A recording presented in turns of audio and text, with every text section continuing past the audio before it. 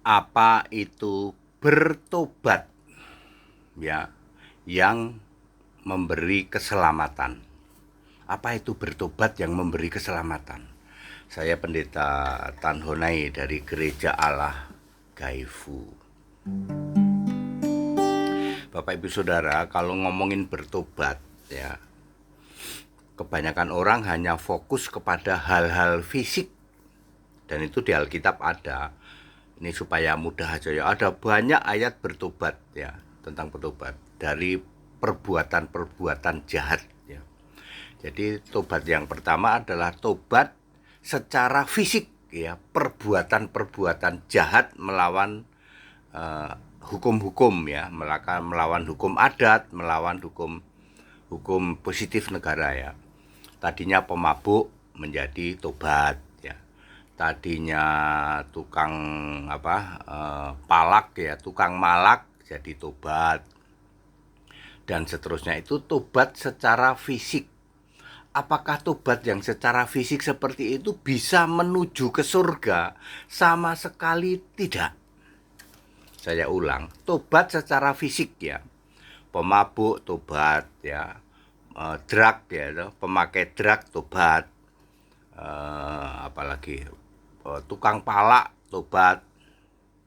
Itu bagus-bagus, tapi tobat yang begitu tidak membawa kepada keselamatan. Itu tobat secara fisik, supaya tidak terjerat oleh hukum-hukum positif negara maupun hukum-hukum adat lokal. Lalu ada tobat yang membawa kepada keselamatan. Kisah Para Rasul 20 ayat 21, Kisah Para Rasul 26 ayat 20. Inilah tobat yang membawa keselamatan, yaitu tobat berbalik kepada Allah. Ini dia.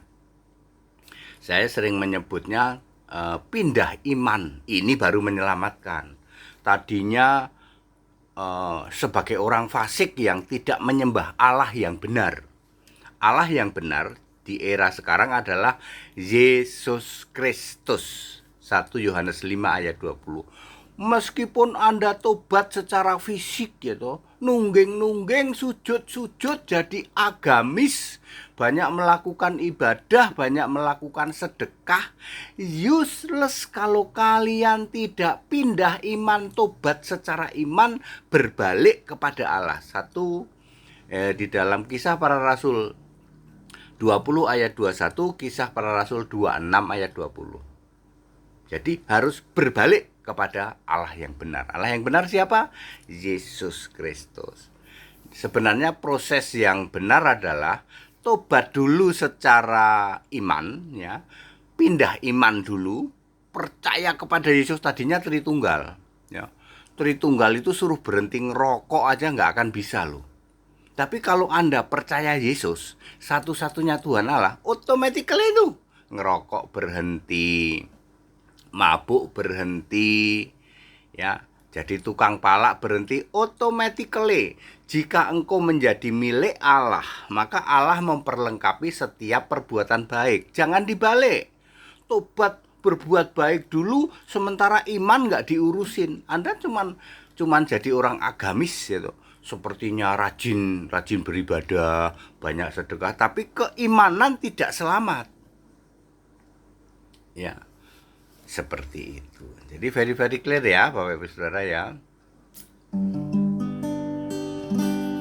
Yesus Tuhan Allah yang Maha Kuasa, Tuhan Allah yang duduk di tahta surga.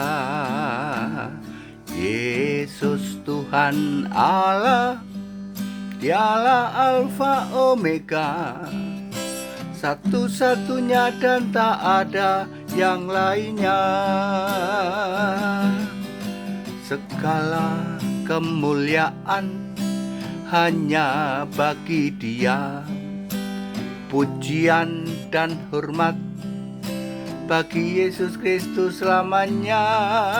Segala kemuliaan hanya bagi Dia pujian dan hormat, bagi Yesus Kristus selamanya, bagi Yesus Kristus selamanya, selama-lamanya, selama-lamanya. Jadi very clear, ada dua macam pertobatan, pertobatan dari hal-hal perbuatan jahat dan pertobatan karena iman, berbalik, beriman kepada Allah yang benar.